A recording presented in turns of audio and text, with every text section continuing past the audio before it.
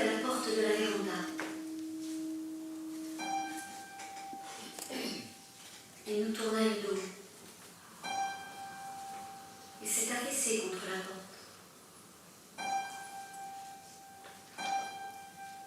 Il était d'une pâleur cadavérique. Il avait une éraflure ensanglantée sur le joue. Ses yeux étaient immobiles et sans expression.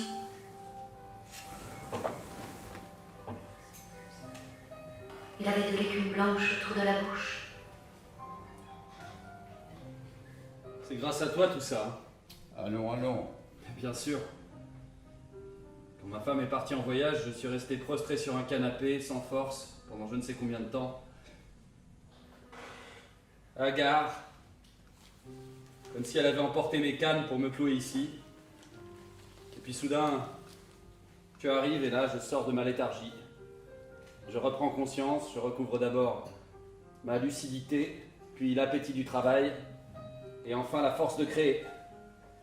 Mon œil récupère son acuité, et moi, mon audace. Ça n'allait pas en effet quand je t'ai rencontré. Avec ces jambes qui ne te portaient plus. Mais tes progrès, non, c'est à toi que tu les dois, rien qu'à toi. Tu avais surtout besoin de repos. Et peut-être à la rigueur de la proximité d'un autre homme. C'est possible. Après mon mariage, je me suis éloigné de tous mes amis, je me suis isolé dans une sorte de possessivité, comment dire, maladive. Attention, avant de parler de pathologie... Écoute-moi.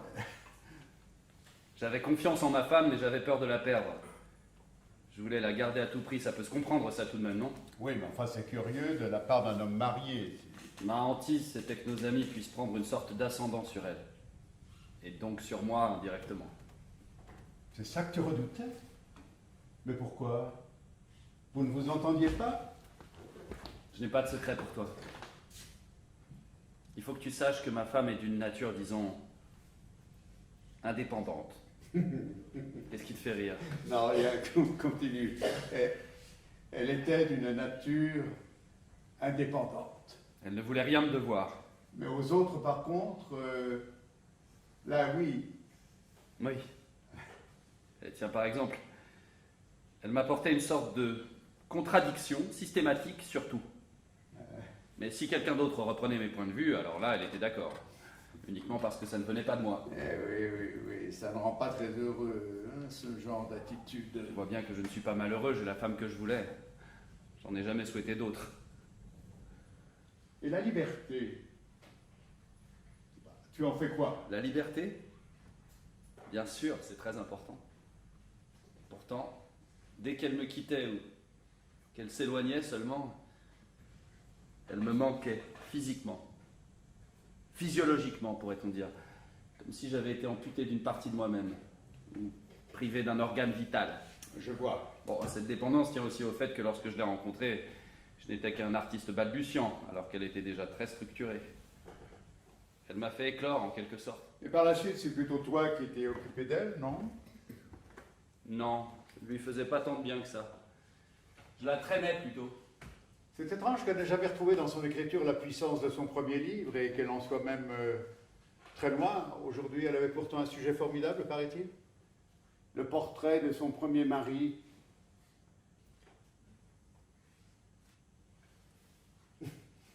Tu ne l'as pas connu, ton prédécesseur? Il paraît que c'était un parfait imbécile. Oui, c'est la description qu'elle en fait. Mais je n'ai jamais rencontré. Enfin, si elle le dit, tu peux la croire. Hein. Mais je n'en doute pas, mais dans ce cas, pourquoi l'a-t-elle épousé? Elle ne s'est rendue compte de cette réalité qu'après, comme souvent. Voilà pourquoi on ne devrait se marier qu'après. En plus, ça devait être un tyran, non, évidemment? Pourquoi évidemment? Comme tous les hommes, une fois mariés. Je suis sûr que tu ne fais pas exception à la règle. Moi? Moi qui laisse une liberté totale à ma femme? C'est la moindre des choses, non? Pourquoi? Tu voudrais la séquestrer? Mais dis-moi, tu aimes bien qu'elle s'absente la nuit? Non, pas du tout. Bah, tu vois. Son apparente décontraction ne fait que te rendre ridicule. Ridicule? Est-ce qu'on est ridicule parce qu'on manifeste sa confiance à sa femme? Bah, évidemment, totalement ridicule. Ça ne convainc personne, cette histoire de confiance. Ouais, bah comme j'ai pas l'intention d'être ridicule parce que j'aime pas ça du tout, je vais revoir ma conduite.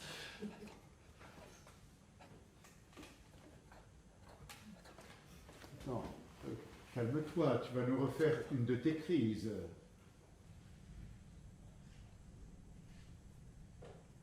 Et elle est pas ridicule quand je m'absente la nuit? Non, c'est sans rapport avec toi, c'est comme ça. Tu as pour tourner les choses dans tous les sens pour essayer de comprendre, le mal est fait. Quel mal. Mais dans son cas, son premier mari était un tyran. Elle ne l'a épousé que pour se procurer une identité de façade. Tu veux que je te dise la condition sine qua non pour qu'une femme se sente libre? Posséder une identité de façade qu'on appelle le mari. C'est ça. Et maintenant, son identité de façade, c'est toi. Moi? Ben oui, puisque tu es le mari. Tu n'es pas d'accord? Je sais pas. On vit pendant des années avec une femme sans se poser de questions, ni sur elle, ni sur la nature exacte de notre relation, puis un jour on s'interroge, mais c'est déjà trop tard. Ah, Gustave. Tu es mon ami? Avant toi, je ne m'étais jamais confié à personne. En 8 jours, tu m'as redonné la force de vivre. Ah, c'est comme si tu m'avais transféré ton énergie. Tu as été pour moi le maître horloger qui a su non seulement réparer le mouvement de ma tête, mais qui en a aussi remonté le ressort. T'entends comme je m'exprime de manière plus limpide, hein? Comme ma voix a retrouvé son timbre et sa puissance. Mais pourquoi avait-elle faibli ta voix? Je ne sais pas. À force de parler bas avec les femmes, peut-être. Parce que Thécla m'a toujours reproché de crier. Voilà pourquoi tu as baissé le ton, et c'est comme ça que tu lui as laissé porter la culotte. Oh, ne me dis pas ça. Pour dire vrai, c'est même pire. Qu'est-ce que je disais? Ah oui. Tu es arrivé ici, et tu m'as remis sur les rails de l'art. C'est toi qui m'as fait comprendre que je n'exprimerais plus rien d'important avec de la couleur et des pinceaux. Et tu es absolument sûr maintenant que tu ne vas pas rechuter? Non, certain. Après notre conversation, j'ai été traversé par l'idée que tu pouvais être trompé, alors j'ai repris ma palette et mes pinceaux, et là, fini, plus rien. L'illusion s'était évaporée. J'avais en face de moi une toile peinte, je devrais dire plutôt barbouillée. J'ai compris qu'il m'était aussi impossible de recommencer à peindre que de redevenir enfant, tu comprends? Mais naturellement, tu as compris que la véritable aventure artistique contemporaine, c'est la sculpture, parce qu'elle occupe les 3 dimensions. Les 3 dimensions. Mais tu n'es pas devenu sculpteur, tu l'étais. Mais tu t'étais égaré, tu avais seulement besoin d'un guide qui te remette sur le bon chemin. Maintenant... Maintenant, je vis.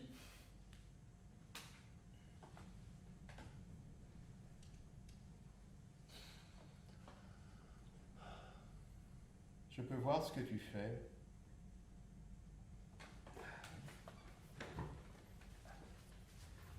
C'est une statuette de femme.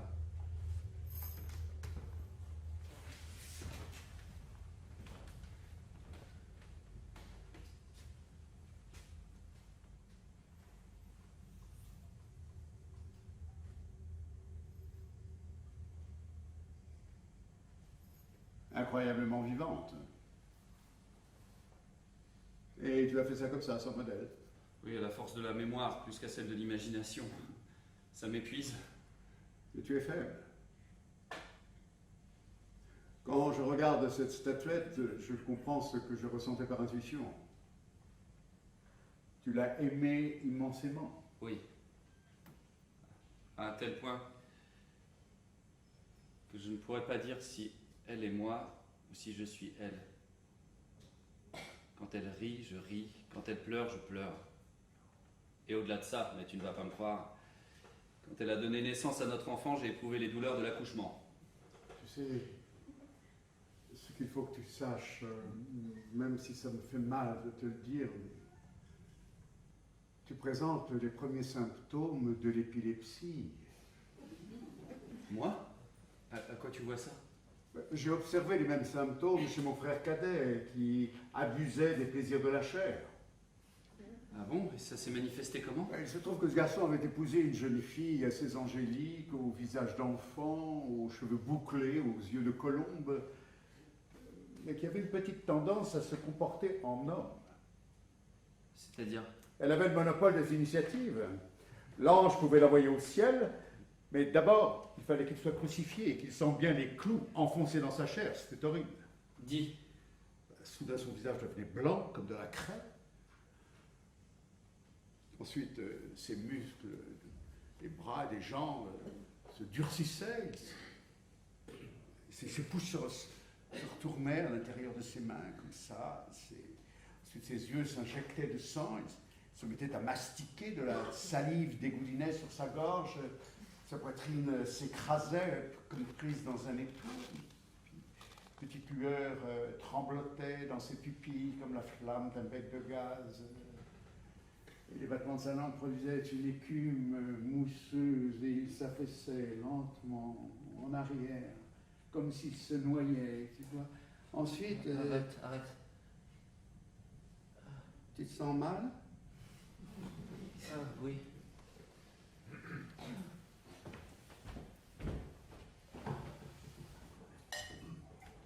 Tiens.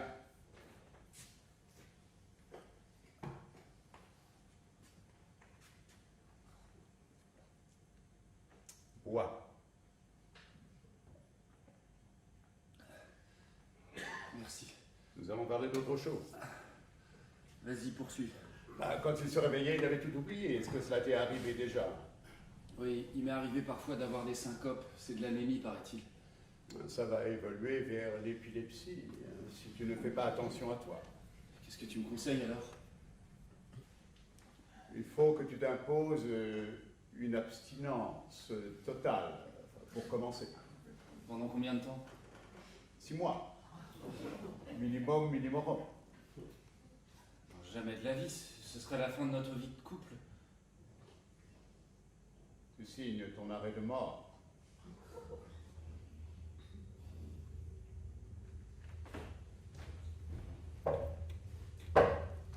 Non. Je peux pas. Tu ne peux pas sauver ta vie. Mais dis-moi, tu n'es pas en train de me cacher quelque chose malgré la confiance totale que tu m'accordes, quelque chose d'enfoui que tu te dissimulerais à toi-même? Tu m'as dit il y a quelque temps que vous aviez un enfant. Il ne vit pas avec vous, tu peux me dire pourquoi? C'est ma femme qui a voulu que ça se passe comme ça. Ah bon? Et pourquoi, dis-moi? Pourquoi? Quand l'enfant a eu 3 ans, il a commencé à ressembler à l'autre, à son premier mari. Nous y voilà, et tu l'as vu déjà, le mari en question? Non, jamais. J'ai seulement aperçu un mauvais portrait, mais la ressemblance avec l'enfant ne m'a pas sauté aux yeux. Ouais, un portrait n'est jamais ressemblant, ça n'a donc éveillé aucun soupçon chez toi. Bien sûr que non. L'enfant est né 1 an après notre mariage. De plus, son mari était en voyage lorsque j'ai rencontré Tecla ici, dans cette station balnéaire, dans ce bâtiment.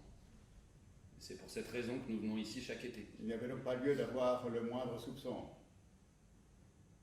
Et puis, l'enfant d'une femme remariée ressemble souvent au premier mari. C'est pour cette raison qu'on brûlait les veuves en Inde, comme chacun sait. Alors dis-moi,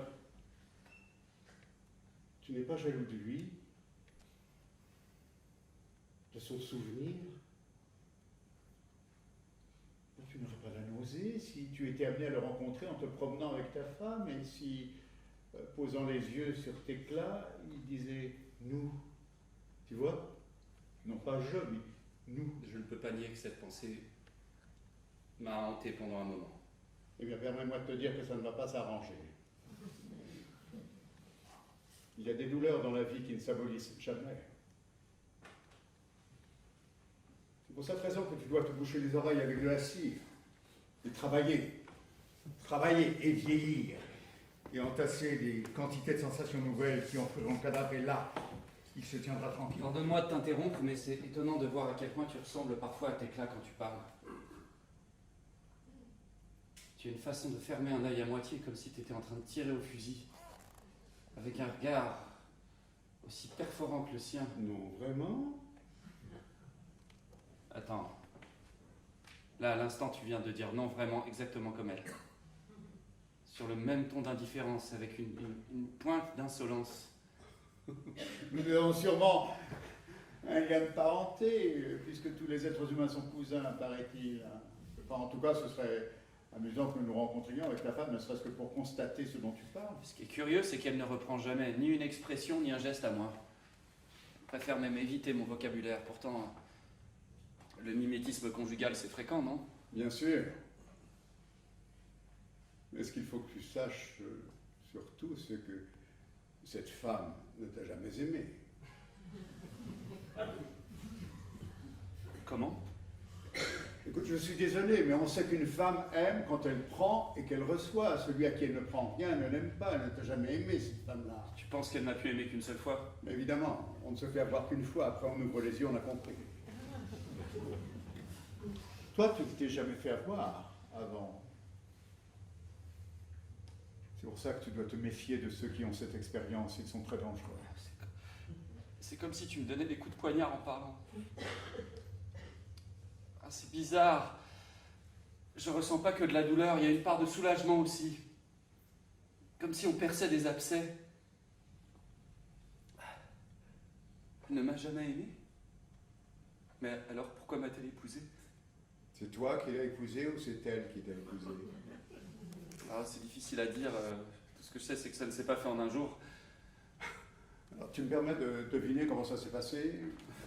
Tu n'y arriveras pas. Mais si, après tout ce que nous nous sommes racontés, je peux reconstituer le processus. Écoute-moi bien. Le mari est absent, en voyage d'études, elle est toute seule. D'abord, elle prend un certain plaisir à la liberté, et puis cette sensation agréable fait place à celle de l'absence, du vide. Bah, pas étonnant après 15 jours de solitude ici. L'autre arrive. Le vide se comble peu à peu, et le visage de l'absent tend à s'effacer simplement parce qu'il est loin. Les premiers symptômes de la passion apparaissent, ils sont mal à l'aise vis-à-vis d'eux-mêmes, de leur conscience et de lui. De lui. Ils jouent aux frères et à la sœur. Et plus leur corps se met à bouillonner, plus la relation spirituelle s'installe dans leur imaginaire. Frères et sœurs, comment tu le sais? Ah ben, c'est bien connu. Tous les enfants commencent par jouer au papa et à la maman, et ensuite, en grandissant, ils jouent aux frères et à la sœur, histoire de cacher ce qu'il faut cacher. Ensuite, ils font une espèce de pacte, de vœu de chasteté. Ils commencent à jouer à cache-cache, jusqu'à ce qu'ils se retrouvent dans un coin sombre, où ils sont certains que personne ne les verra. Pourtant, ils ont la sensation que quelqu'un les voit dans cette obscurité. Ils s'affolent.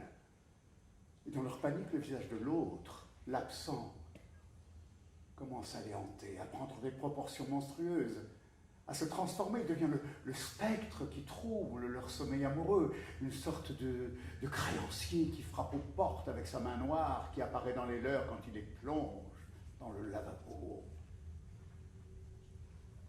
Ils entendent sa voix stridente dans ce silence de la nuit qui ne devrait être interrompu que par les battements de leur cœur.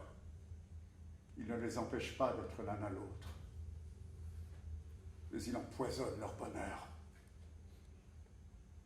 Et quand son pouvoir invisible devient insupportable, quand ils finissent par fuir, en vain, le souvenir les poursuit. Celui de la dette qu'ils ont laissée derrière eux avec eux. Ce sentiment oppressant de ne pouvoir assumer la charge qui leur est imposée.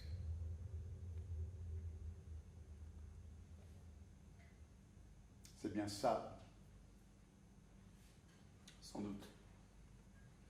Mais ce que tu oublies, c'est qu'elle m'a fait grandir. Elle a renouvelé ma pensée. Oui, je sais ça. Mais alors dis-moi, comment se fait-il qu'elle n'a pas réussi à épanouir son premier mari, à enrichir son libre arbitre? Parce que lui, c'était un imbécile. Ah oui, c'est vrai, c'était un imbécile, bien sûr. C'est tout de même une notion assez subjective et Et dans son excellent roman, l'imbécilité de cet homme est essentiellement décrite comme une incapacité à comprendre. Excuse-moi, mais est-ce que ta femme est si profonde que ça? Moi, ça ne m'est pas apparu dans sa littérature. Mais à moi non plus. Mais je dois avouer que j'ai un peu de difficulté à la suivre. C'est comme si nos cerveaux n'étaient pas en phase. Comme si quelque chose dans ma tête m'interdisait de la saisir vraiment. Et si toi aussi, tu étais un imbécile? Non, je pense pas.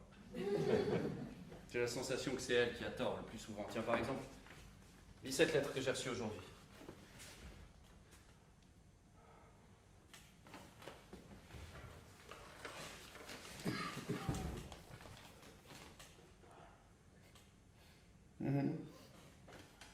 Ouais, c'est un style qui m'est très familier.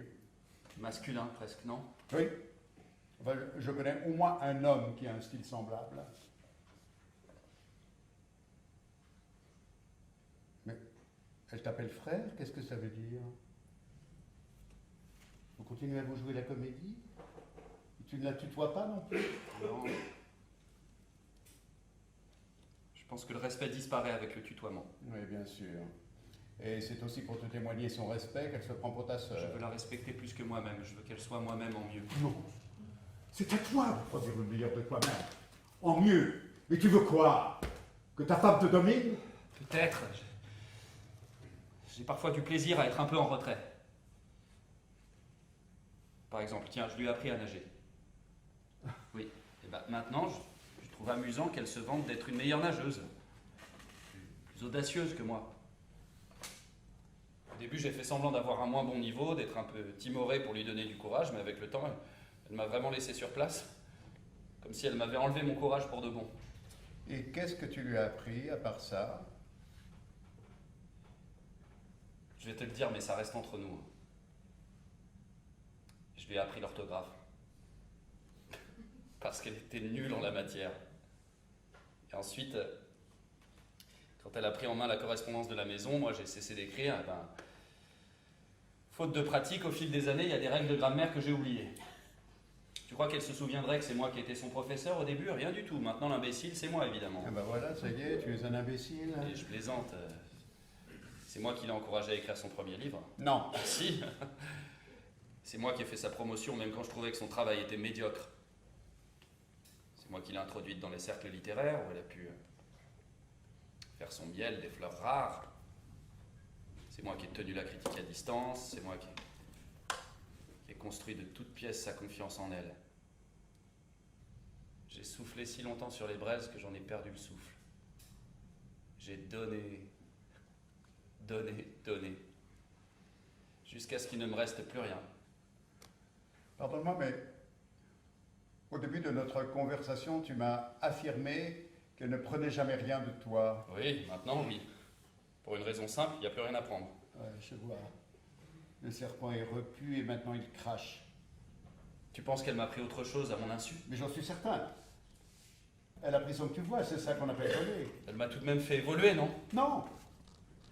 Toi, tu l'as fait grandir. Mais elle a voulu te persuader du contraire. Tu peux me dire en quoi elle t'a fait grandir? Évidemment, oui. D'abord,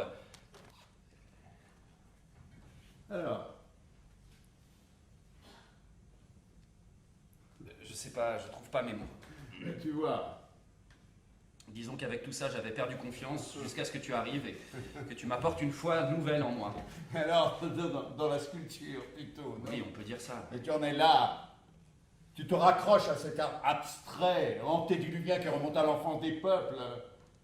Tu crois que tu peux travailler la forme pure dans les trois dimensions, c'est ça? Dans le véritable esprit de notre temps, c'est ça que tu crois? Tu crois que tu peux créer l'illusion sans la couleur, Tu entends? C'est ça que tu crois? Ah non? Eh ben voilà, moi non plus.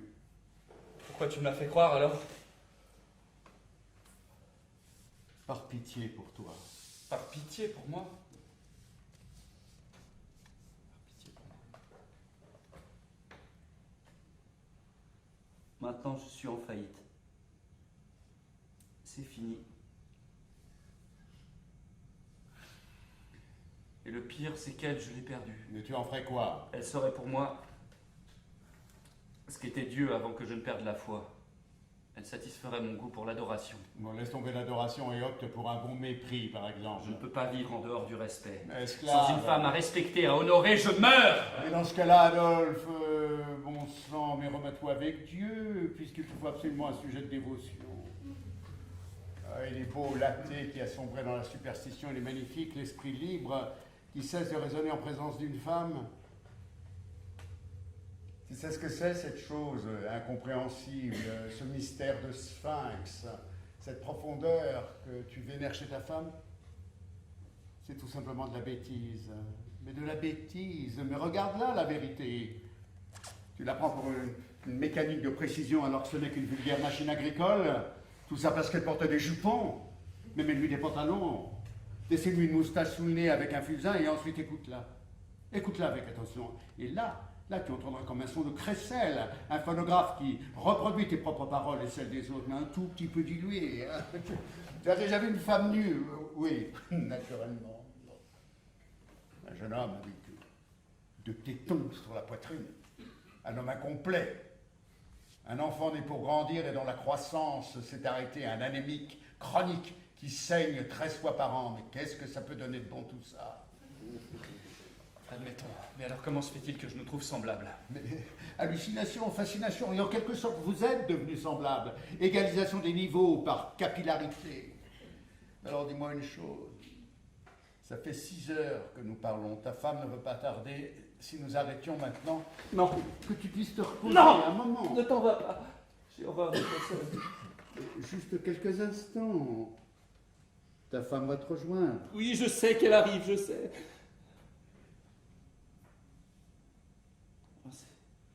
C'est étrange. Je me languis d'elle et j'ai peur d'elle. Elle me caresse, elle est tendre, mais il y a quelque chose d'étouffant dans ses baisers, comme une substance paralysante.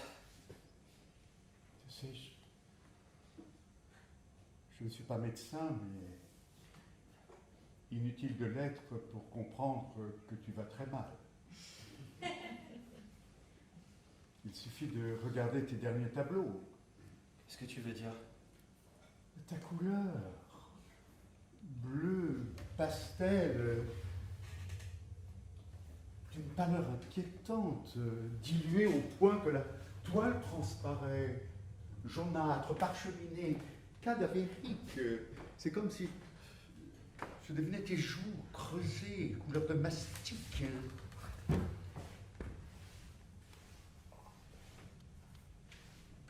Ce n'est pas que mon opinion, tu sais, tu as lu le journal d'aujourd'hui, il est là, sur la table. Quoi? Mais c'est écrit là? Bah, lis, ou tu préfères que je le lise? Non. Je m'en vais, si tu veux. Non. Ah, tu sais, je crois que je commence à te détester. Et pourtant, j'ai envie que tu restes. Tu me sors du trou où j'étais tombé, mais dès que je reviens à la surface, tu me donnes un coup sur la tête et tu me fais replonger. Quand je me débattais avec mes secrets, j'avais quelque chose dans le ventre, mais maintenant je me sens vide. Ça me rappelle un tableau italien. Une scène de torture. Un saint à qui on arrache les entrailles avec un cabestan. Le martyr est allongé et il voit son corps devenir de plus en plus fin alors que le rouleau du cabestan ne cesse de s'épaissir. C'est ça en fait. Tu as pris du volume après m'avoir vidé. Et quand tu t'en iras, ce sera avec mes tripes. Tu ne laisseras qu'une coquille vide derrière toi. Ton imagination bat la campagne, ta femme va bientôt rentrer avec ton Mais cœur. non, tu l'as détruite par le feu. Tu as tout réduit en cendres sur ton passage. Mon art, mon amour, mon espoir, ma foi. Tout était déjà carbonisé. Il y avait sûrement une possibilité de sauvetage. Mais maintenant, il est trop tard. Assassin, pyromane, je te déteste, je te maudis. C'est ainsi. Tu as encore des forces. Et maintenant, je vais de nouveau te sortir du trou. Écoute. Tu veux bien m'écouter? Tu veux bien m'obéir? Fais-moi ce que tu veux, j'obéis. Regarde-moi. Maintenant, tu me regardes avec tes autres yeux, hein, ceux qui m'attirent vers toi. Écoute. Écoute-moi bien maintenant. Oui, mais parle de toi. Ne parle plus de moi. Je suis qu'une plaie. Je peux pas supporter qu'on me touche. Il n'y a rien à dire de moi. J'enseigne les langues mortes au lycée et je suis veuf, c'est tout. Donc maintenant, prends ma main. Quelle force tu as dû avoir.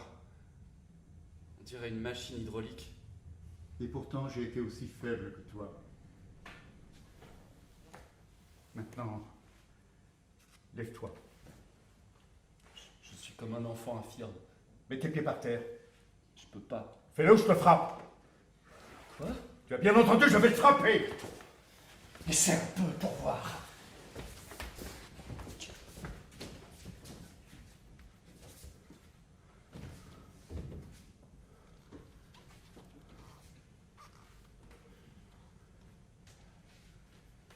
Bien. Le sang t'est remonté à la tête, tu as retrouvé ta dignité. Maintenant, je vais te redonner de l'influx.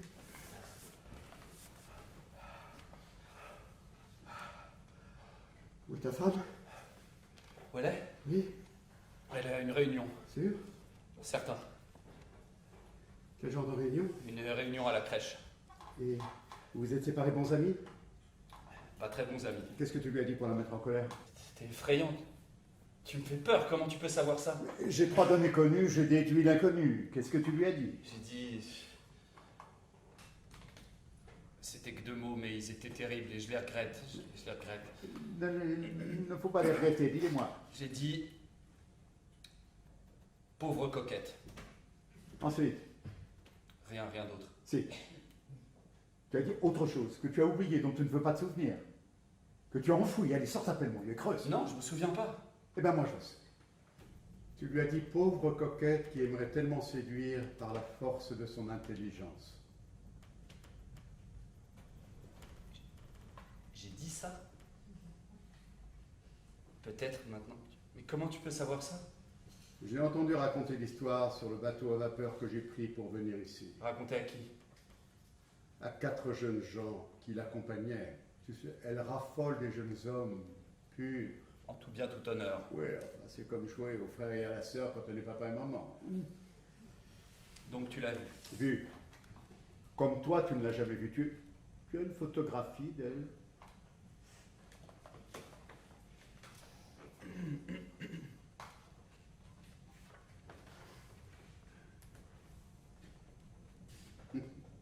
Tu n'étais pas là quand elle a été prise. Non. Regarde-la. Est-ce qu'elle ressemble à tous les portraits que tu as peints d'elle? Non. Les traits sont bien là, mais l'expression est différente. Et maintenant, jette ton œil de peintre sur cette image. Qu'est-ce qu'elle représente? Une coquette qui invite à la bagatelle. Tu vois ce trait de cynisme là, autour de la bouche, que tu ne peins jamais. Son regard cherche un homme. Et ce n'est pas toi. Tu remarques que la robe a été raccourcie, que les cheveux ont été recoiffés, que la manche est retroussée, tu vois? Oui, maintenant je vois. Fais attention, mon garçon, À quoi? à sa vengeance. Rappelle-toi que tu l'as blessée grièvement en lui disant qu'elle avait renoncé à séduire par la seule force de son intelligence. Si tu avais critiqué sa littérature, elle aurait rigolé de ton mauvais goût, de ton incompétence, mais maintenant, crois-moi, si elle ne s'est pas encore vengée, ce n'est que partie remise. Il faut que je sache ce qu'il en est. Bah, tu n'as qu'à te renseigner, je peux t'aider si tu veux. Qu'est-ce que tu me conseilles? Bah, trouve son point faible, son talon d'Achille.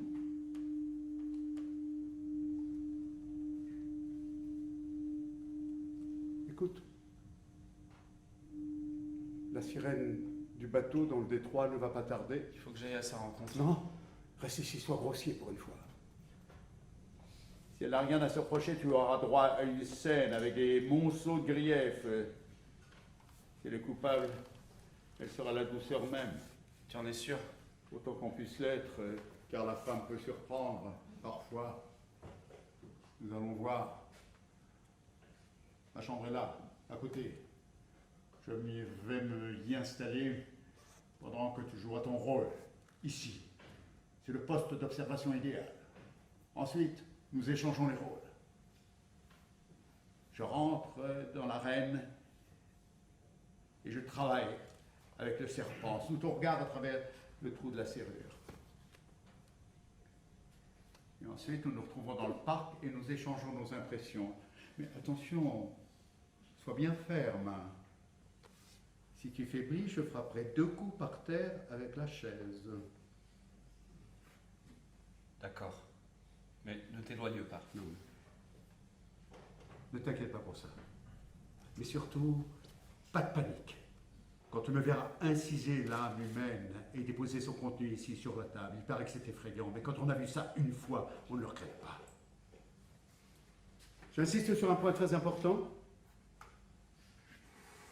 Pas un mot sur notre rencontre, ni même sur le fait que tu as rencontré qui que ce soit pendant son absence.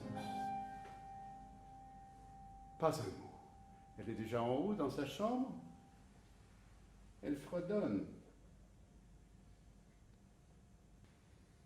Donc elle est folle de rage. Reste là sur ta chaise, bien droit. Comme ça, elle sera obligée de prendre la mienne et je vous verrai parfaitement. Tous les deux.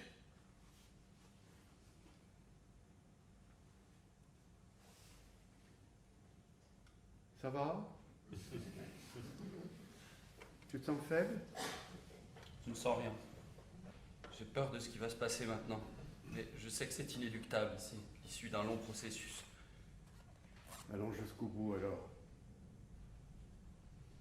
Puisque la peine est qu'au bout de ce long processus.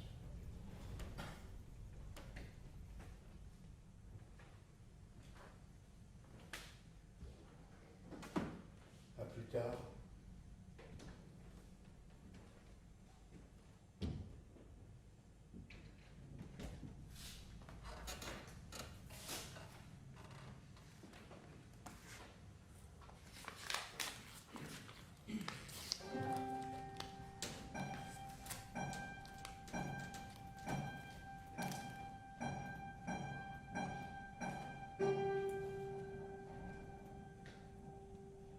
Bonjour petit frère.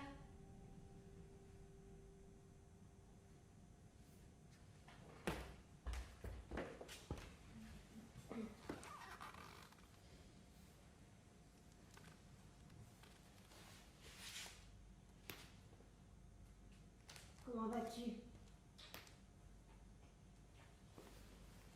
Qu'est-ce que t'as à te reprocher pour m'embrasser comme ça? J'en ai rien à me cacher, j'ai dépensé comme une folle. Ça t'a plu? Beaucoup. Mais alors cette espèce de réunion où on a parlé berceau, c'était boring, comme disent les Anglais. Et toi, petit frère, comment t'es-tu consolé de l'absence de ton minou? Je me suis ennuyé, c'est tout. Pas de visite? Aucune.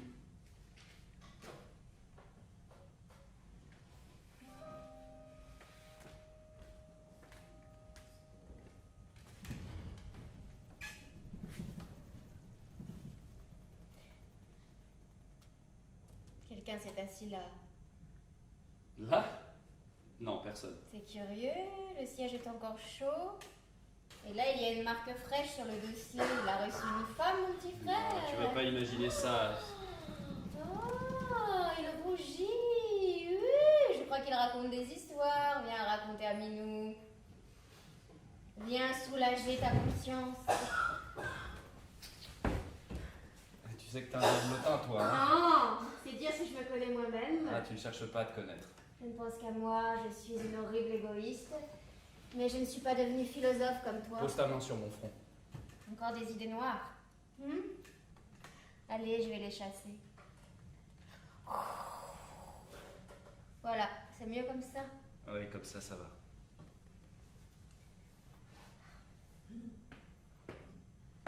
Alors dis-moi, qu'est-ce qu'on a fait pour se distraire? On a peint quelque chose? Non, j'ai laissé tomber la peinture. Comment on a abandonné la peinture? C'est comme ça, inutile de te fâcher, j'y peux rien, j'arrive plus à peindre. Mais qu'est-ce que tu vas faire alors? Je vais devenir sculpteur. Encore une idée nouvelle, encore une nouvelle idée, une de plus. Peut-être, mais c'est pas la peine de te fâcher. Regarde cette statuette là.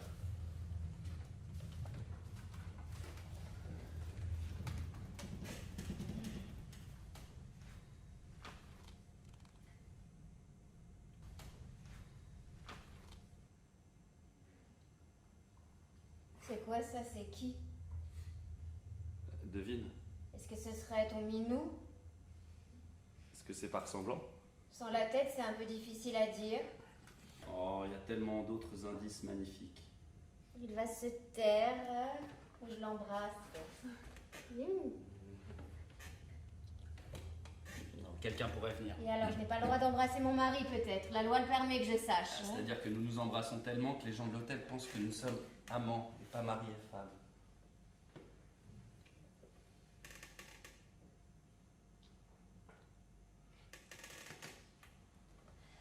À quoi bon se disputer? Pourquoi ne pas être toujours gentil, comme maintenant? Tu ne veux pas? Tu ne veux pas que nous soyons heureux? Si, mais... Qu'est-ce qui se passe, hein? Qui t'a mis dans la tête qu'il faut abandonner la peinture? Personne, écoute, arrête d'imaginer qu'il y a toujours quelqu'un derrière moi et mes pensées. Tu es jalouse, c'est ça? Oui, je le suis.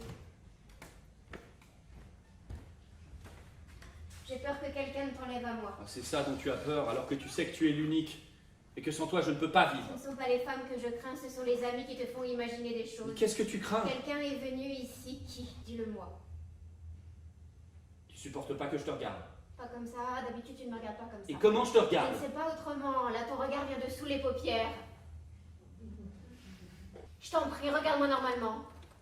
Et puis tu parles aussi d'une manière étrange, avec des expressions, tu philosophes, c'est ça? Qui est venu ici? Mon médecin, c'est tout. Ton médecin qui est-ce? Le médecin de Stromstadt, Comment il s'appelle? Sjöberg. Et qu'est-ce qu'il t'a dit? Il m'a dit entre autres choses que j'étais au seuil de l'épilepsie. Ah bon, c'est tout? Non, quelque chose de très triste aussi. À savoir? Pendant un moment, il nous interdit de vivre comme mari et femme. Nous y voilà, j'en étais sûre, on va nous séparer, il y a longtemps que je le sais. Tu ne peux rien savoir de semblable, ça ne s'est jamais produit. Ah non? Comment pourrais-tu savoir ce qui n'existe pas? Tu as peur de quoi? Que j'emprunte les yeux de quelqu'un d'autre pour te voir tel que tu es et non pas tel que tu parais? Attention à ton imagination, Adolphe, c'est la gangrène de l'âme humaine. Qui t'a dit ça? Les étudiants sur le bateau? Eh bien oui, nous avons beaucoup à apprendre des intellectuels. Moi, je crois que tu commences à t'éprendre du savoir. hein. Je l'ai toujours aimé. Et c'est pour ça que je t'ai aimé. Ça te choque? Non, mais je pensais avoir une sorte d'exclusivité. Il faut qu'il se rende compte, mon petit frère, que mon cœur est si grand qu'il y a de la place pour de nombreux autres. Bah, mon petit frère ne veut pas avoir d'autres frères. Petit frère va se faire tirer les cheveux par son minou parce qu'il est Lâche. jaloux. Lâche. Non? Oh, c'est envieux le mot. Tu juste. arrêtes, je veux pas jouer, je veux parler sérieusement. Oh, petit Jésus, il veut parler sérieusement. Oh là là là là, c'est horrible ce qu'il est devenu sérieux. Ris un peu maintenant. Ris, voilà. Non, je n'aime pas ça du tout, j'ai l'impression d'avoir affaire à une sorcière. Mais oui, c'est pour ça qu'il ne faut pas s'énerver, sinon je te fais disparaître par magie. Allez, arrête, assieds-toi de profil. Pour que je puisse mettre un visage sur cette statuette.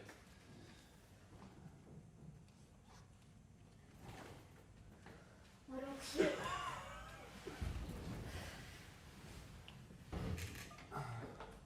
Maintenant, ne pense pas à moi, pense à quelqu'un d'autre. Je vais penser à ma dernière conquête. À un étudiant? Exactement. Il avait de si petites...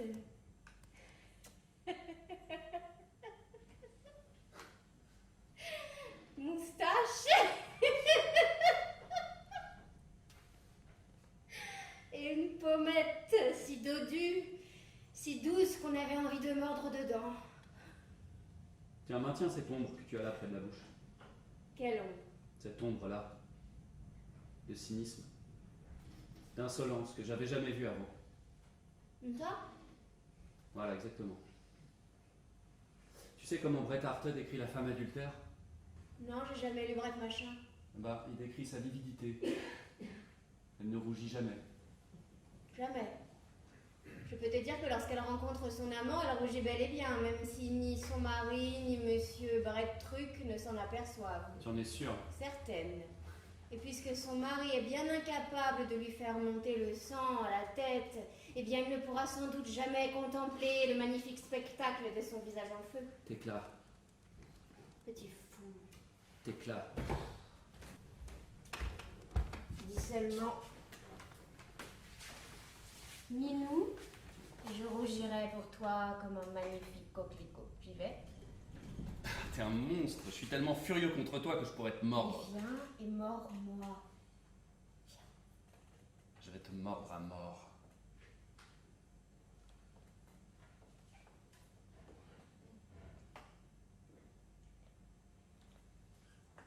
Attention, quelqu'un pourrait venir. Je m'en moque. Si je t'ai, je me soucie de rien. Et quand tu ne m'auras plus parce que je t'aurais quitté pour un autre, Je mourrai. tu n'as rien à craindre, hein, parce que je suis tellement sotte que personne ne veut de moi. Tu vas continuer à me reprocher ça. Je regrette. Je retire ce que j'ai dit, pardon. Tu peux m'expliquer comment tu peux être à la fois d'une jalousie morbide et aussi sûre de toi? Je sais pas, c'est comme ça. Le fait qu'un autre t'ait possédé avant moi, ça m'obsède. Je l'ai jamais vu, mais la seule pensée qu'il existe quelque part, un être qui attend mon malheur, un être qui appelle ma perte de ses voeux et qui éclatera de rire quand je trébucherai, ça me pousse vers toi. Ça me fascine et ça me paralyse tout en même temps. Crois-tu que j'aimerais lui faire ce plaisir, que j'aimerais que ses prières soient exaucées? J'aimerais ne pas y croire. Mais tu peux te calmer alors. Tu me mets mal à l'aise avec ta coquetterie. Pourquoi ce jeu? Ce n'est pas un jeu, je veux qu'on m'apprécie, c'est tout. Non, tu veux que les hommes t'apprécient. En effet, aucune femme ne peut prétendre être appréciée des autres femmes, tu sais. Tu as eu des nouvelles de lui ces derniers temps? Non. Pas depuis 6 mois. Et tu ne penses jamais à lui? Non. Depuis que l'enfant est mort, nous n'avons eu aucun contact. Et tu ne l'as pas vu en dehors d'ici? Non, je crois qu'il habite quelque part sur la côte ouest. Mais pourquoi est-ce que tu t'inquiètes de ça maintenant? Je ne sais pas, ces derniers jours, quand j'étais seul, j'ai pensé à lui et à l'effet que ça a dû lui faire de se retrouver seul. T'as des scrupules. Peut-être. T'as l'impression d'être un voleur, c'est ça, hein? Un peu. Magnifique, on vole des femmes comme on vole des poules et des cerises. Tu me considères comme un bien qui lui appartient, meuble ou immeuble? Merci, c'est flatteur. Non, je te considère comme sa femme. Et ça, c'est plus qu'une propriété, ça se remplace pas. Mon Dieu, il suffirait que tu apprennes qu'il s'est remarié pour que tes scrupules soient dissipés. Ce qui est sûr, c'est que tu l'as remplacé pour moi. Vraiment? Est-ce que tu l'as aimé? Évidemment, je l'ai aimé. Et puis? Je me suis lassée de lui. Et si tu te lasses de moi un jour? La question ne se pose pas. Si tu rencontrais quelqu'un qui ait les qualités que tu recherches maintenant chez un homme? Je considère simplement cette hypothèse. Tu renoncerais à moi? Non. Si une passion naissait? Une passion irrépressible, tu renoncerais à moi naturellement. Non, c'est pas Tu dit. pourrais tout de même pas aimer deux hommes en même temps. Si, pourquoi pas? J'arrive pas à comprendre ça. Il y a des choses qui peuvent exister et qui t'échappent. Nous ne sommes pas tous taillés dans le même bois. Ah, maintenant je commence à comprendre. Non, vraiment. Non, vraiment. Tu sais que ta sincérité commence vraiment à être pénible. Et pourtant, c'était à tes yeux la plus haute vertu. Une vertu que tu m'as enseignée. J'ai une impression désagréable, j'ai la sensation que tu es en train d'essayer de te cacher, d'être derrière cette transparence. C'est ça la nouvelle tactique, tu vois? Je pense surtout qu'on commence à étouffer ici. Si tu veux, nous rentrons chez nous ce soir. Qu'est-ce que c'est que cette lubie? Je viens juste d'arriver, je n'ai pas du tout envie de repartir. Maintenant, c'est moi qui décide. Rien du tout, il part toi si tu Ça veux. suffit, je te donne l'ordre de partir avec moi par le prochain bateau. Tu me donnes l'ordre, qu'est-ce que tu racontes? Tu es ma femme, oui ou non? Tu es mon mari, oui ou non?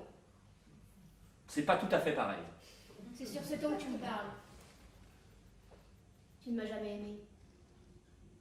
C'est faux. Non, car aimer c'est donner. Oui, en effet, aimer pour un homme, c'est donner. Pour une femme, aimer, c'est prendre. Moi, je t'ai donné, donné, donné. Ah oui, qu'est-ce que tu m'as donné? Tout. C'est beaucoup, ça, trop peut-être, et même si c'était vrai, oui, tu m'as donné. Tu vas maintenant me présenter les factures? Et si j'ai pris au reçu, tu as su cette manière que je t'aimais, une femme n'accepte de cadeaux que de son amant, que je sache. Amant, oui, voilà, là tu viens d'utiliser le mot juste. J'ai été ton amant, mais jamais ton mari. Je crois que c'était plutôt agréable de ne pas être une identité de façade, mais si ça ne te va pas, alors on va en rester là. Parce que je n'ai aucune envie d'un mari. Je sais. Récemment, j'ai senti que tu voulais t'éloigner de moi. Comme une voleuse. Et que tu recherchais tes propres cercles de relations où tu pouvais te parer de mes plumes, briller avec mes bijoux. À ce moment-là, j'ai voulu te rappeler ta dette. Je suis devenu le créancier, l'insupportable créancier, celui qu'on aimerait éloigner le plus possible. Tu as voulu apurer ta dette et d'abord ne pas t'endetter davantage auprès de moi. Tu as cessé de prendre dans ma caisse pour chercher d'autres pigeons. Je suis devenu ton mari sans le vouloir et dans le même temps ta haine a surgi. Mais maintenant je vais devenir ton mari, que tu le veuilles ou non, puisque je ne peux pas être ton amant. Ne dis pas de sottises, imbécile. Attention à pas aller croire que tu es la seule personne sensée dans un monde peuplé d'imbéciles. C'est pourtant ce que chacun croit plus ou moins, non? Je commence à me demander si ton ancien mari était vraiment un imbécile. Moi, je crois surtout que tu te mets à éprouver de la sympathie pour lui. D'une certaine façon. Me dis voilà, tu voudrais peut-être faire sa connaissance et avoir une franche discussion avec lui, quel tableau magnifique. Quant à moi, je recommence à éprouver une certaine attirance pour lui. Depuis que je me suis fatiguée d'être une nounou. Parce que lui, au moins, c'était un homme. Même si je pouvais lui reprocher d'être mon Ne homme. parle pas si fort, on va nous entendre. Quelle importance qu'on nous croit mariés. Tu te prends de passion pour des hommes virils et pour de purs jeunes gens en même temps, c'est ça? Tu peux le constater, ma passion n'a pas de limite et mon cœur est ouvert à tous et à tout. À ce qui est grand, à ce qui est petit, à ce qui est beau et à ce qui est laid, à ce qui est vieux et à ce qui est jeune. Je suis universellement amoureuse, tu vois? Tu sais ce que ça veut dire, ça? Non, je ne sais rien du tout, je ressens seulement. Ça signifie que ton esprit s'égare. Tu recommences avec ça maintenant, fais attention. Mais toi, fais attention. À quoi? Au couteau. Il ne faut pas que mon petit frère joue avec des objets aussi dangereux. Je joue plus. Ah bon, c'est sérieux? Tu veux être mon mari alors? Attention. Tu vas soupçonner, tu vas subodorer, tu ne connaîtras plus jamais une heure de tranquillité. Tu auras en permanence la sensation odieuse d'être trahi, mais sans jamais en être parfaitement sûr. Voilà ce qui t'attend. Tu le détestes, hein. Non, je ne te déteste pas, j'en suis bien incapable, parce que tu es un enfant. Ah, voilà, nous y sommes. Mais tu te rappelles la fois où nous avons été pris par l'orage? Tu étais terrorisé. C'était plutôt moi ta nounou à ce moment-là. Et quand je devais veiller à ce que tu ne sortes pas décoiffée, que je devais envoyer tes bottines chez le cordonnier, que je devais faire en sorte qu'il y ait toujours quelque chose à manger, tu n'avais pas un seul ami, l'opinion publique était en train de t'anéantir. Alors j'ai dû user ma salive pour me convaincre d'avoir du courage. J'ai dû m'inventer un personnage d'homme fort. Je me suis obligé à croire en l'avenir et j'ai finalement réussi à te redonner vie alors que la vie t'avait abandonné. Là, tu m'admirais, hein, là, j'étais l'homme, celui qui avait la force d'âme. Je t'ai reconstruite. Je t'ai fourni des amis. J'ai fait naître autour de toi une petite cour que j'ai amenée par la ruse de l'amitié à t'admirer. Je t'ai fait régner sur moi et sur ma maison. Je t'ai peinte dans mes plus beaux tableaux, en rose, en bleu azur sur fond jaune d'or. Il n'y avait pas une exposition où tu ne figurais en place d'honneur. En Sainte-Cécile, en Marie Stuart, en Karin Mansdaughter, en Eva Brahe. Quand mon but a été atteint, j'étais épuisé. Je suis tombé malade et cette maladie t'a beaucoup perturbé. Et puis, la vie nous a souri de nouveau. Alors, j'ai pensé alors que tu allais t'employer à éloigner le créancier et le témoin surtout, mais non. Non, ta tendresse s'affirme. Elle grandit même. Mais elle tend bientôt vers la compassion, puis évolue vers le mépris quand mon talent décline et que tu entres seul dans la lumière. La source se tarit et là nous sombrons tous les deux.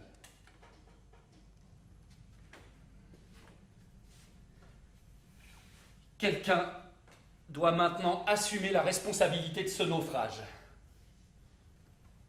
Tu es comme tous les faibles.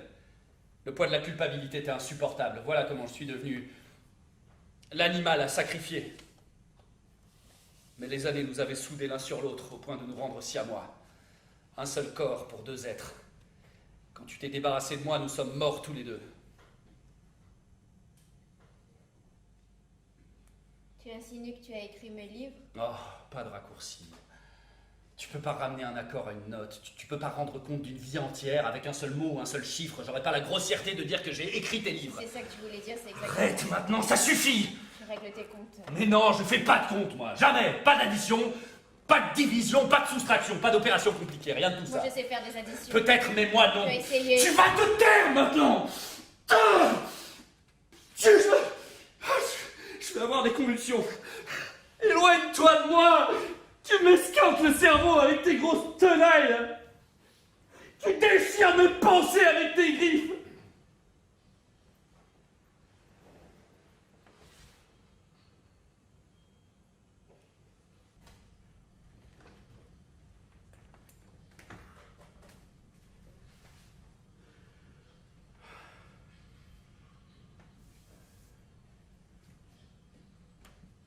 Qu'est-ce qu'il y a?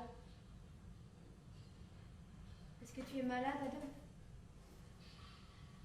Adolphe, Adolphe, Oui, je reconnais que tu as été injuste. oui. Tu me demandes pardon? Oui, je te demande pardon, mais ne me parle pas.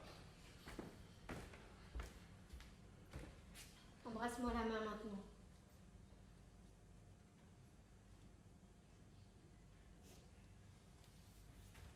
Ne me parle pas.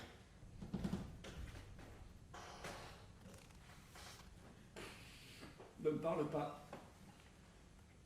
Tu vas sortir. Je vais aller respirer un peu d'air frais avant le dîner. D'accord. Et ensuite, on fait nos bagages et on part. Non, Pourquoi pas? j'ai envie de participer à la réception de ce soir. Ah, voilà, c'était ça la raison. C'est la raison. J'ai promis d'y être. Promis. Tu peux dire que tu as un empêchement. Non, je suis pas comme toi, moi je tiens parole. T'as besoin de tenir parole pour n'importe quel bal hivernal. À moins que quelqu'un t'ait fait promettre de venir. C'est exactement ça. Ton mari est malade. Ça te délite ta parole, non? Non, je n'ai pas malade au point de ne pas pouvoir m'accompagner.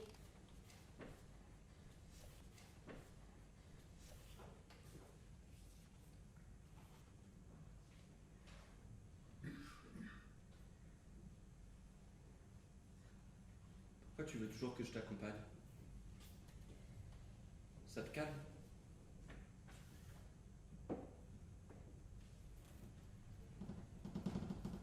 Je comprends pas. Tu comprends pas ce qui te plaît pas. C'est toujours comme ça. Qu'est-ce qui me plaît pas? Des fois, ne recommence pas avec ça. Plus tard.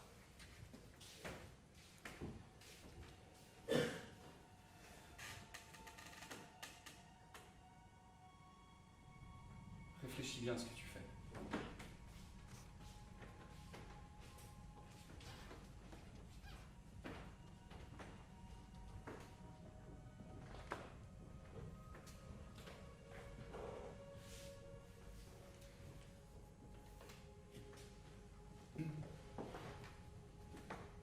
C'est toi? C'est moi, oui. Oui, excuse-moi. Tu es venu par le bateau? Non, non, par la terre, mais je ne veux pas rester ici étant donné que... Si, reste. Ah, ça fait longtemps. Longtemps, oui, en effet. Tu as beaucoup changé. Pas toi, toujours aussi charmante, presque plus juvénile. Le bonheur te va bien. Enfin, excuse-moi. Je ne vais pas t'accommoder par ma présence. Si j'avais su que tu étais ici, jamais je n'aurais... Reste, sauf si tu trouves ça déplacé. Non, pour moi, rien ne s'y oppose, mais... Si nous causons un moment, je vais te blesser, non? À coup sûr. Assieds-toi, tu ne me blesseras pas, car je suis sûre que tu as conservé ton tact et ton élégance proverbiale. Trop aimable.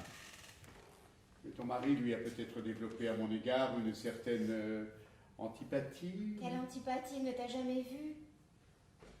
Quant à moi, j'ai toujours rêvé que vous soyez amis, ou qu'au moins une fois, vous vous tendiez la main en ma présence. C'est aussi mon désir secret, de voir celle que j'ai aimée plus que ma vie être, si on peut dire, entre de bonnes mains.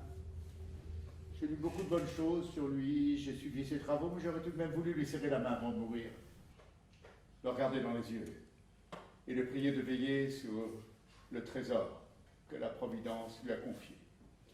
Et puis aussi par la même occasion évacuer cette haine que j'ai là, ici, malgré moi. pour parvenir à cette humilité qui m'apaise, pour pouvoir vivre en paix ce qui me reste avant de clore ma triste existence. Tu exprimes mieux que moi ma pensée, merci. Tu sais, je suis un homme sans grande importance. J'étais beaucoup trop insignifiant pour te faire de l'ombre, ma vie monotone, mon rang subalterne, mon cercle de relations étroit. Tout cela ne convenait pas à tes rêves de conquête et de liberté, j'en suis conscient. Mais tu comprendras aisément, toi qui as exploré l'âme humaine, quelle douleur ça a été de me l'avouer à moi-même. C'est la vraie grandeur, la vraie noblesse de reconnaître ses faiblesses. Tout le monde n'en est pas capable. Tu es un homme d'honneur, j'ai toujours apprécié ta fidélité, ta confiance m'honorait. J'étais beaucoup moins que tout cela à l'époque. Tu sais, la souffrance nous purifie, la tristesse nous anoblit, et Dieu sait si j'ai souffert. Pauvre Gustave, est-ce que tu me pardonneras? Te pardonner? Dis-moi, tu me pardonneras? De te pardonner quoi? C'est moi qui te prie de me pardonner. On est là en train de pleurer tous les deux, comme des vieux. Pas des vieux. Moi, oui, peut-être, mais toi. On dirait une gamine. Tu crois? Et tu sais si bien t'habiller.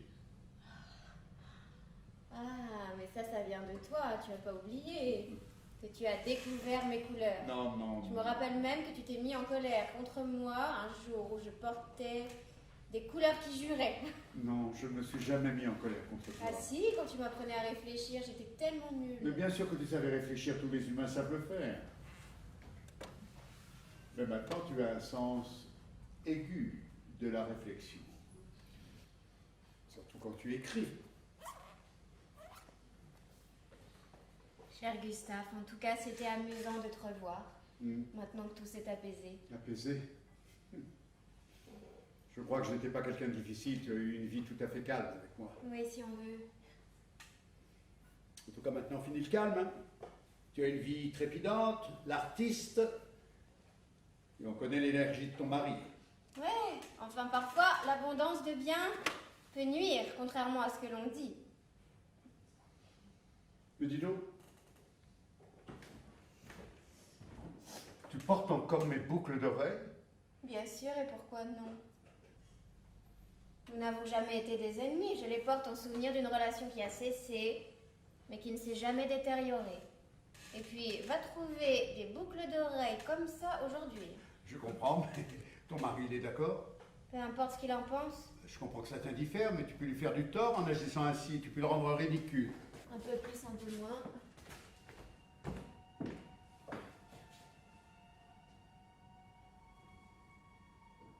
Laisse-moi t'aider, peut-être?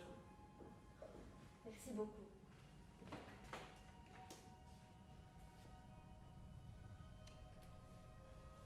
Cette petite oreille. Imagine que ton mari nous voit maintenant. Ouais, là ça fera un drame. Ah oui, il est jaloux. Jaloux, c'est le moins qu'on puisse dire. Qui occupe cette chambre? Je ne sais pas. Attends. Parle-moi un peu de toi. Dis-moi ce que tu fais. Alors, dis-moi plutôt comment ça se passe pour toi.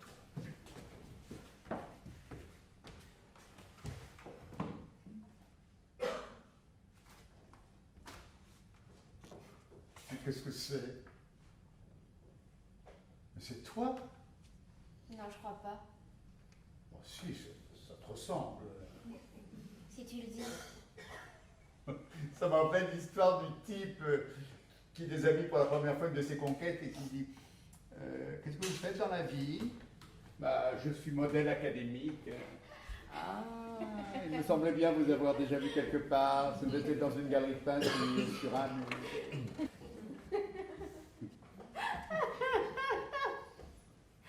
Tu es bête.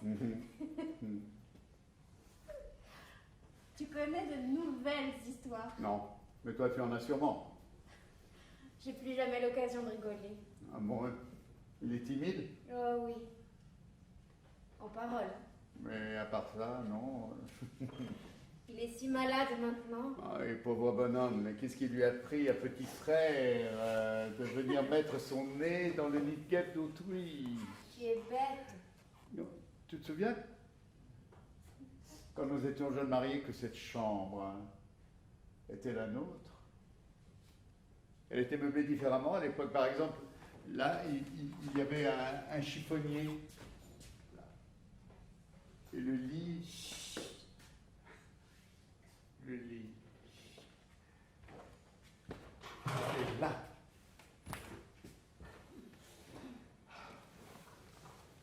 Regarde-moi. Ça peut se faire. Tu crois que les grandes émotions peuvent s'oublier? Certainement pas. D'autant moins quand il s'agit de souvenirs de jeunesse. Tu te rappelles notre première rencontre? C'était une petite fille adorable. Une petite ardoise sur laquelle tes parents et ta gouvernante avaient gribouillé vaguement et que je me suis empressé d'effacer pour y écrire de nouveaux textes à mon goût. Jusqu'à ce que je sois satisfait du manuscrit que tu étais.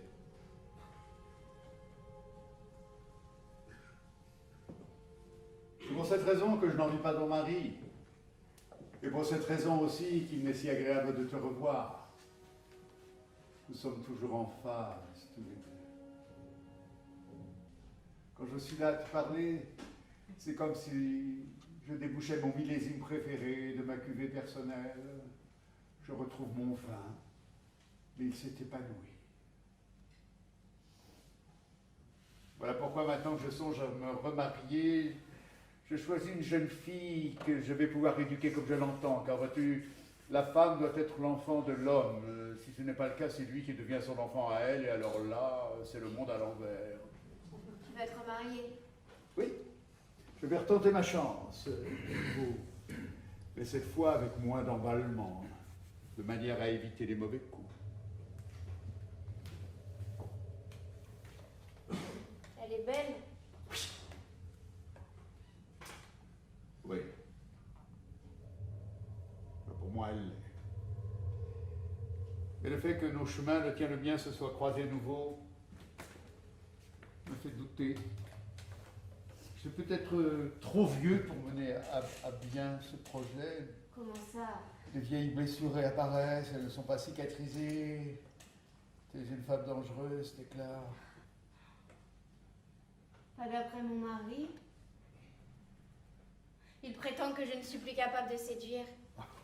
Ça, c'est parce qu'il a cessé de t'aimer. Hein. Je ne sais pas ce qu'il entend par aimer, c'est incompréhensible pour moi. Bah, vous jouez à cache-cache depuis si longtemps que vous avez renoncé à vous attraper, ça arrive. Tu lui as fait croire à ton innocence et maintenant il n'ose plus rien. Hein. C'est l'inconvénient de ton attitude. Des reproches? Ah non. Non, pas du tout. Ce qui arrive n'est pas le fruit du hasard, mais d'une certaine nécessité. C'est comme ça. C'est ton histoire, pas celle d'une autre. Tu vois clair? Jamais je n'ai rencontré quelqu'un avec qui j'ai autant de plaisir à échanger des idées. Tu as un tel respect des autres. Tellement peu d'exigences absurdes à leur endroit que l'on se sent libre avec toi. Tu sais que je suis jalouse de celle qui va être ta femme. Et moi, de ton mari. Et maintenant, nous allons nous séparer pour toujours. Oui, nous allons nous séparer. Mais pas sans un adieu tout de même. Non. Nous allons nous dire adieu. Nous allons noyer nos souvenirs dans une ivresse si profonde que quand nous nous réveillerons, nous en aurons perdu le souvenir. De telles ivresses existent, tu sais. Tu es en train de t'enfoncer, entraîné par un esprit malade qui te réduit en cendres à la chaleur de sa propre fièvre. Je vais te redonner vie, moi. Tu vas voir refleurir ton talent. Je vais...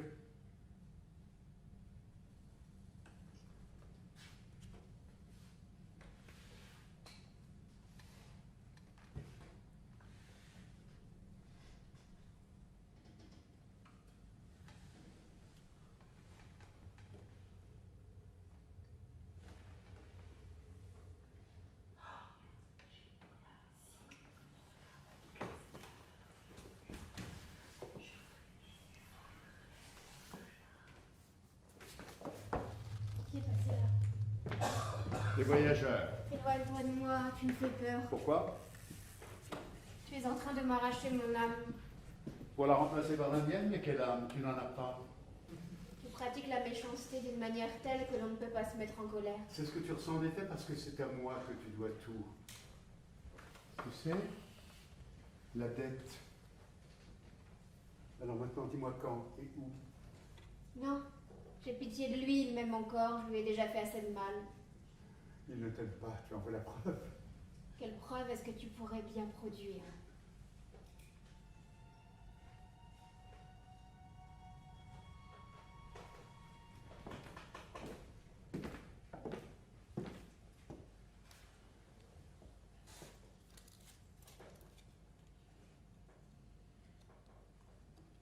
Ça te suffit? Quelle horreur, c'est honteux. Là, tu la vois de tes yeux, la preuve. Donc quand et où? Quel misérable traître. Quand? Il part ce soir par le bateau de 8 heures. Donc? À 9 heures. Qui est-ce qui fait un tel raffut dans cette chambre? Bah, les gens y ont peut-être enfermé un chien. À 9 heures, tu dis? Précise. Il n'aura qu'à s'en prendre à lui-même, une telle traîtrise venant en plus de celui qui prêchait la sincérité et qui, m'apparaît-il, appris à dire la vérité. Attends. Laisse-moi réfléchir un instant. Il m'a accueilli très froidement.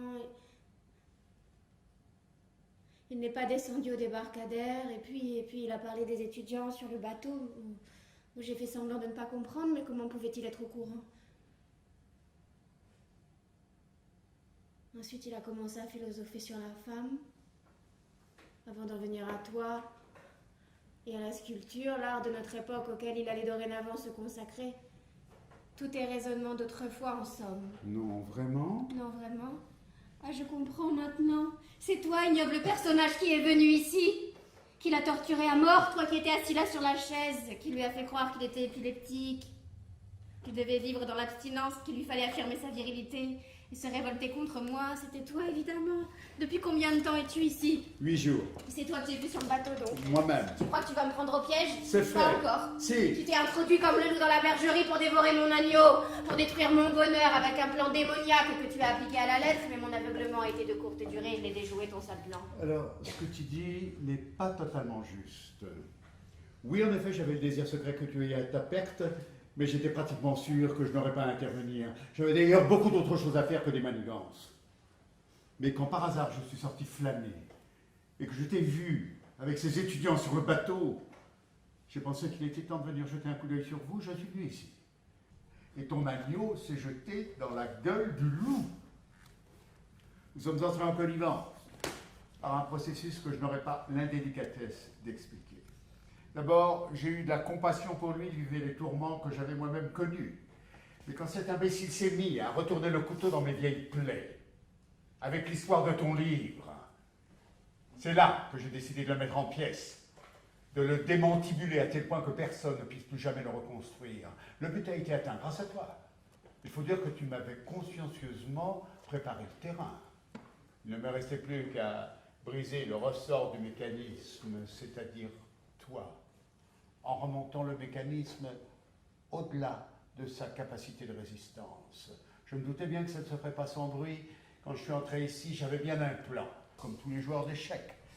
Mais le cours de la partie dépendait grandement des coups, à toi, et du hasard aussi, un peu. Toujours est-il que maintenant tu es dans la nasse. Oh non. Aussi. Ce que tu redoutais le plus vient de se produire. Tout le monde a vu, en l'occurrence 2 voyageuses que je n'ai pas envoyées chercher, car je ne suis pas machiavélique à ce point. Comment tu t'es réconciliée avec ton vieux mari? On t'a vu rampante, repentante. C'est suffisant, non? La vengeance peut-être, mais dis-moi, toi qui es si malin et dont la pensée est si cohérente, tu as l'air de dire que nous ne sommes pas maîtres de notre destin, mais que nous sommes néanmoins responsables de nos actions. C'est ça? Si on veut. Donc je suis innocente puisque ce sont ma nature et les circonstances qui m'ont imposé ma conduite. Et pourtant, tu es dans ton bon droit en te vengeant alors que je n'y pouvais rien. Mais naturellement, ce sont ma nature et les circonstances qui m'ont amené à me venger. On appelle ça faire jeu égal. Pourtant, c'est vous qui avez perdu. Tu sais pourquoi? Parce que c'est moi qui ai été le plus malin au cours de la partie. Tu vois? Ne pas écrire de roman, ne pas peindre de tableau ne fait pas nécessairement de vous un imbécile. Souviens-toi bien de ça. Tu es un être totalement amoral. Ah, totalement, oui. C'est pour ça que je peux réfléchir ce dont tu es incapable. Et surtout agir, comme tu viens d'en avoir la démonstration. Tout ça parce que j'ai blessé ton amour-propre. Pas seulement. Mais sache que l'amour-propre est ce que nous avons de plus sensible. Tu n'es qu'un homme méchant. Et avide de vengeance, tu devras avoir honte. Tu n'es qu'une femme méchante et légère. De surcroît, tu devrais avoir honte. C'est ma nature, non? Il faut parfois lutter contre sa nature pour éviter les pleurs et les grincements de dents. Tu ne connais pas le pardon? Mais si, je t'ai pardonné d'ailleurs. Toi, tu m'as pardonné. Mais bien sûr, est-ce que j'ai vu une seule fois vous tourmenter pendant toutes ces années? Non. Et quand je suis venu ici seulement pour voir où vous en étiez, mais vous vous êtes désintégré. J'ai fait de la morale, j'ai fait des reproches, non, j'ai un peu badiné avec ton mari et ça a suffi pour le faire exploser. Mais le comble, c'est que moi, l'accusateur, je suis en train de me justifier. Tu n'as rien à te reprocher, toi. Rien du tout. Que ce soit le destin ou je ne sais quelle providence qui détermine nos actions, nous ne sommes pas tous innocents. Si. Il y a cependant en chacun de nous une petite place pour la culpabilité. Et les créanciers qui connaissent cette cachette surgissent tôt ou tard. Tu viens pour réclamer. Je viens récupérer ce que tu m'as volé, pas ce que tu as reçu en cadeau. Tu m'as volé mon honneur. Et ça, je ne pouvais le récupérer qu'en volant le tien, c'est fait. Et je m'en félicite. L'honneur, tu dis, tu es satisfait? Je suis satisfait. Et maintenant, tu retournes chez ta fiancée. Mais je n'ai pas de fiancée, je ne veux plus jamais en avoir. Je ne retourne pas chez moi, je n'ai pas de chez moi, et je ne veux plus jamais en avoir. Je pars par le bateau de 8 heures. Sans réconciliation? Réconciliation.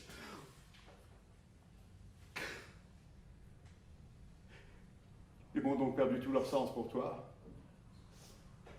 Nous réconcilier. Pourquoi pas aussi faire ménage à trois? C'est toi qui devrais expier.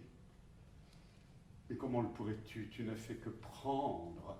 Et ce que tu as pris, tu l'as digéré, et tu ne peux pas le restituer.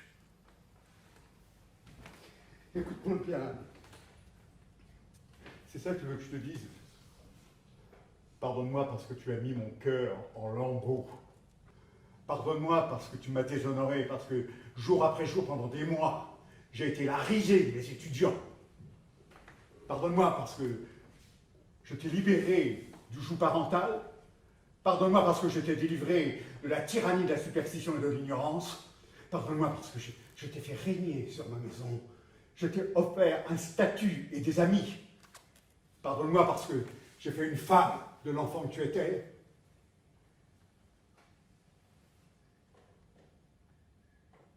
Pardonne-moi comme je te pardonne. Je renonce à ma créance.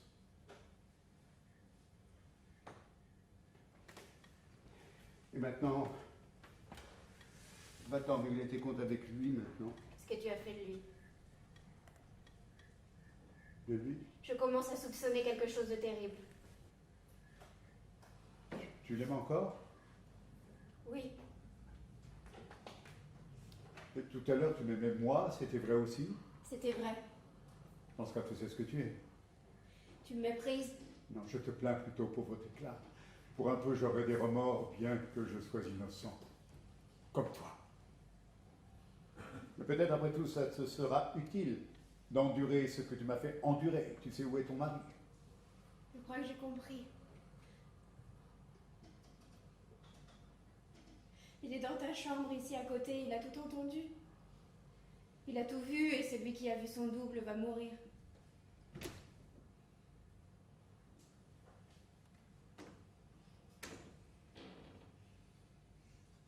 Et voilà. Règle ton compte avec lui. On verra si il est aussi magnanime que moi.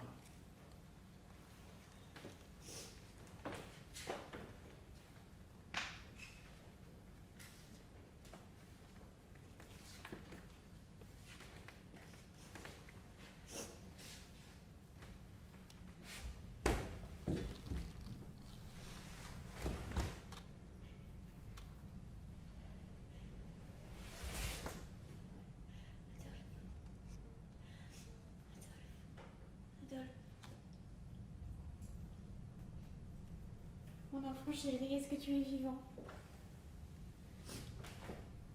Réponds-moi. Réponds-moi. Qu'il pardonne à sa méchante Tekla. Pardon, pardon, pardon.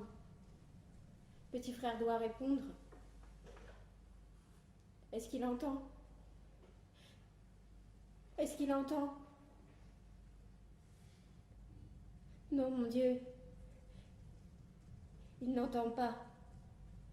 Il est mort. Oh mon Dieu, aide-nous. Aide-nous, par pitié.